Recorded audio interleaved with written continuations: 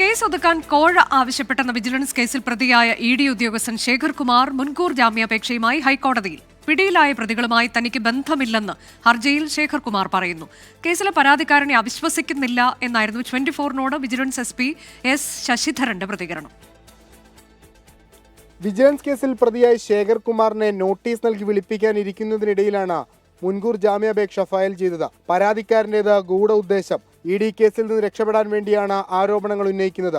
താൻ നിരപരാധിയാണെന്നും enforcement assistant director Shekhar ജാമ്യഹർജിയിൽ വ്യക്തമാക്കി. അതേസമയം പരാതിക്കാരന്റെ വിശ്വാസ്യതയിൽ വിജിലൻസിന് എതിരഭിപ്രായമില്ല.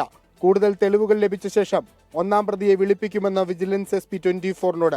ഈ സംഭവവുമായി ബന്ധപ്പെട്ട് അദ്ദേഹം നമുക്ക് തന്ന പരാതി നമ്മൾ ഒരു പ്രിലിമിനറി വെരിഫിക്കേഷൻ നടത്തിയിട്ടുള്ളതാണ്. ആ പ്രിലിമിനറി വെരിഫിക്കേഷനിൽ അത് കൃത്യമാണെന്ന് കണ്ടുകൊണ്ടാണല്ലോ നമ്മൾ ഇറങ്ങിയത് ഇതിലേക്ക്. ഞങ്ങളുടെ ഗാഡ്ജസിൻ്റെ റിസൾട്ട് അങ്ങനെ കിട്ടിക്കൊണ്ടിരിക്കുന്നേ ഉള്ളൂ. വോളമിനസാണ്, കിട്ടട്ടെ. ഒരാഴ്ച നമുക്ക് ഞായറാഴ്ച വെച്ച് ബാക്കി ദിവസങ്ങളിൽ രാവിലെ തൊട്ട് വൈകുന്നേരം വരെ വിജിലൻസ് ഓഫീസിൽ എത്താൻ പറഞ്ഞിട്ടുണ്ട്. ഇതിനിടയിലാണ് പരാതിക്കാരനും കേസിലെ രണ്ടാം പ്രതിയും തമ്മിലുള്ള ഫോൺ സംഭാഷണം പുറത്തുവന്നത്.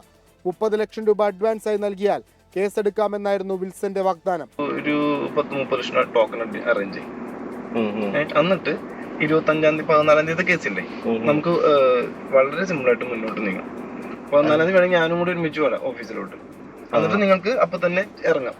എന്നിട്ട് പുറത്തിരുന്ന് നമുക്ക് സംസാരിക്കാം ഇത് എങ്ങനെ തീരുമെന്ന്. ഇത് നിങ്ങളുടെ ഒരു പ്രോപ്പർട്ടി അറ്റാച്ച് ചെയ്തിട്ട് തീരുള്ളൂ. ഒരു പ്രോപ്പർട്ടി അറ്റാച്ച് ചെയ്ത് അവർ വിട്ടേക്കും.